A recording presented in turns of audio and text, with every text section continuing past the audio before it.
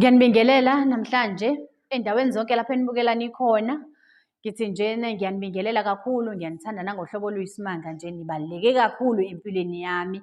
Namhlanje ngizothanda nje ukuthi ake sizobonisana ngendaba yokuthi ungenise abantu abadala ekhaya. Kunabantu abayithatha kancane noma mhlampe abantu abangayinaki indaba yokungenisa abantu abadala ekhaya. Kanti eve kubalulekile ukuthi ikhaya nekhaya ubafake phela abantu abadala ukuze nawe phela uvikeleke nasezimweni zokuthakathwa abantu abangakufiseli lutho, abangakufisela impumelelo. Uma ufakile abantu abadala ekhaya usuke uvikelekile ngohlobo oluyisimanga, ngoba umuntu akakwazi ukwenza into ayithandayo ekhaya lakho uma ngabe kuwukuthi ufakile abantu abadala, ngoba phela basuke bekhona bona babanikazi bomuzi, kube ibona abakugadile. Ngisho noma ulele ebusuku ibona abaphithizelayo egcekeni, abagadile phela ikhaya labo.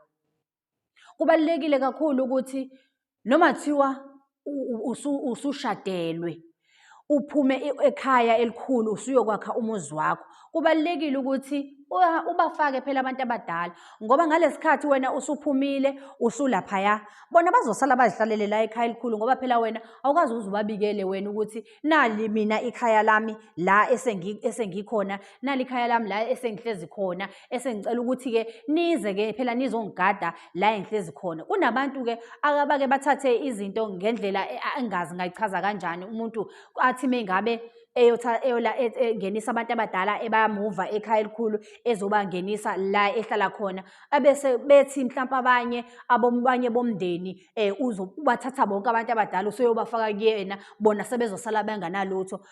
Into okufanele siyi-understand-e siyabantu ukuthi abantu abadala bawumoya. Ngalesi khathi wena uzobathatha la uyobabikela ukuthi mina sengihlala lana, bazohamba nawe bayobheka la uhlezi khona, basuke bekhona nalapha basuka khona nakhona bakhona, nala bazofika bazobheka ukuthi okay, na ingane yethu isizosingenisa nali ikhaya lethu. Bayakwazi ukuthi babe khona amasayidi wonke. Akusho ukuthi wena mase uzobathatha ekhaya elikhulu usuyobangenisa ekhaya lakho sekuwukuthi manje wena usuzothatha abantu abadala, laba abasalayo bona sebezosala bangabi nabo abantu abadala bakhona ekhaya. Kufanele nje siyilungise kakhulu leyo nto, ngoba esikhathini samanje kuye ukuthi uma ngabe sekukhona iy'nkinga zokungazwani emndenini bese kukhonjwana ukuthi kufanele phela wena ngoba wathatha abantu abadala ubafaka kwakho, thina sasala singesenabo-ke abantu abadala. Ayikho-ke into enjalo. Abantu abadala basuke bekhona nanoma ikephi, mase ubakhombisa usuke ubukhombisa ukuthi naku la engihlala khona, bakwazi nabo ukuthi bazokuvikela ikhaya lakho libe nesisekelo, libe nesidima, kubonakala ukuthi umuzi ombathwe abantu abadala. Ngoba phela njengoba siphila njena kunogogo kamkhulu, nokhokhokazi, onondololwane, izalukazi nemakhehla amadala asizalayo ngey'tebhu. Basuke labo bantu baphila empilweni yethu, okuyibona ukuthi fanele sihlale sibabikela yonke into esiyenzayo, bahlale sibabeke esithombeni ukuthi sengizokwenza into ewukuthi-ke manjena. Uyababikela abantu abadala usazokwenza, mhlampe ngeke ngithi nje ufuna wena ukuhlaba la ekhaya, mhlawumbe uhlaba leyo nto lowo mcimbi ozokwenza njena. Abantu abadala fanele ubabikele mhlampe kusanamasonto 2 asele, ugaya isiZulu ubeke laphayana, wenza amajobo awu-2. Bantu abadala namhlanje ngiyanibikela ukuthi ngosuku oluwukuthi ngizobe ngenza into ewukuthi, ibani niqoqana-ke nonke nina nidla sithebe esinye khamba lunye, niqoqane nonke ngosuku oluthile nifike la ekhaya sobe senza into ethile. Ngalokho uyozibona izinto zakho ziyohamba kahle kabi. Futhi uma ngabe kuwukuthi ufakile abantu abadala ekhaya, awusoze waze wahlupheka ngokudlulele, ngoba bahlale bekugadile ngaso sonke isikhathi. Ngoba into eyenzakalayo, umuntu ngisho osafundayo, ofunda nje isikhafulo sakhe sokuthakatha, uzosiqala kuwena akuze ukuthi siyasebenza yini ngempela. Uma bengekho abantu abadala uzohlezi nyakazeka nje, hlale ninezichitho nje ezisinaki sezingasile, kuvele njena kuvuka isiphithiphithi njena, ningakhulumisani, senixabene njalo ekhaya, akusazwana. Ngenxa yokuthi abantu abadala abekho phakathi kwekhaya. Nanokuthi-ke futhi enye into abantu ekufanele bayazi kakhulu ukuthi ekhaya mengabe kufakiwe abantu abadala, umsindo awudingeki. Le ndaba okuthi nihlale nijikijelana ngamagama, nimelene eminyango, niyathukana, niyamemezana. Abantu abadala bahlala endaweni enjalo. Abantu abadala bahlala endaweni enokuthula, nokuthobelana, nihloniphane. Lowo muzi-ke uhlala njalo unesizotha ngaso sonke isikhathi ngoba niyahloniphana. Kuye ukuthi noma kuthiwa abantu abadala mhlampe ngoba phela abantu bayabenza ukuthi babaphendule ukuthi bakhiphele ngaphandle basebenzele bona. Ukuthi noma kuthiwa kufika izimo ezinjalo, kuba khona lowo yedwa ozokwazi ukupulukutshela afike ngephupho ekhaya ukuthi hayi bo, sisendaweni ewukuthi kukanjena kanjena, asihlezi kahle la esihlezi khona.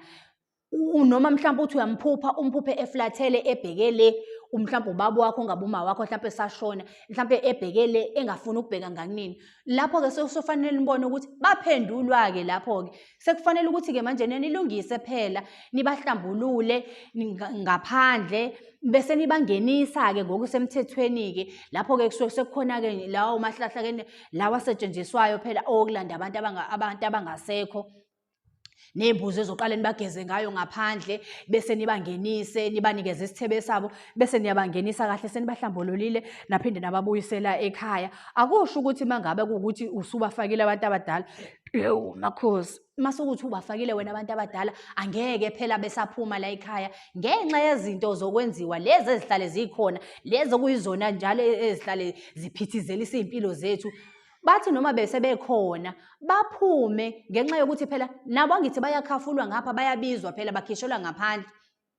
Bayakwazi-ke ukuthi bathi sebengenile baphinde baphume, mhlawumbe bakhishwa ngenxa yomsindo eninawo egcekeni, baphinde baphume. So sekufanele uphinde uqale phansi futhi ubangenise-ke mangabe benziwe kanjalo, usuke usuqala phansi ubangenise.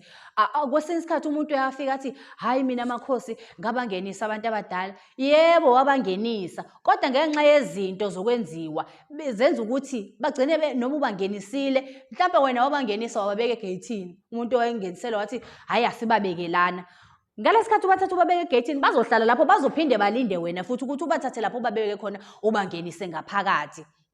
Kufanele siqaphele nje kakhulu ukuthi abantu abadala ubangenisa, uyabangenisa kuqala, uqala ngaphandle, ubageze, ubahlambulule, ababehambe ngey'ngozi, ababehambe bengathelelani manzi, ubahlambulule lapha ngaphandle, kube sekuba ima ubathatha ubangenisa ngaphakathi. Nakhona uma usubangenisa ngaphakathi, wangenisi nje ngezandla. Uma kuwukuthi awunawo amandla, uyabangenisa-ke nangamajuba. Kodwa nje sekufanele ukuthi ubangenise ngembuzi, ubafike laphayana, ubenzele isithebe sabo, ubatshele ukuthi-ke ngenani-ke nihlale phansi, nali ikhaya lenu. Kodwa futhi mese ningenile, ngisho ukuthi hlalani phansi ninabe sukumane niphithizele, igceke lenu lelu, umuzi wenu lona, niwugade, nivikele zonke izinto ezimimoya emibi. Ngoba njengoba sithi siyabageza lapha ngaphandle, uthola ukuthi khona owahamba, mhlawumbe ubaba omncane owayeziphuzela nje bandla, ey'dakela, ebuyele ngobusuku ey'memezela, uzophinda angene komunye ophilayo okhona ekhaya.